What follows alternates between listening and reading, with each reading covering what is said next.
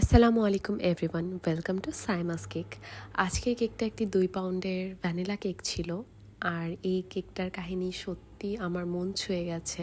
আসলে এটা একটা আপু অর্ডার করেছিল এবং সে তার জীবনে কখনো 5 বছর বিয়ে হয়েছে, বাট সে তার অ্যানিভার্সারি কখনোই সেলিব্রেট করেনি। তাদের আর্থিক অবস্থা বা অনেক কারণেই তাদের সেলিব্রেট করা হয়ে ওঠেনি।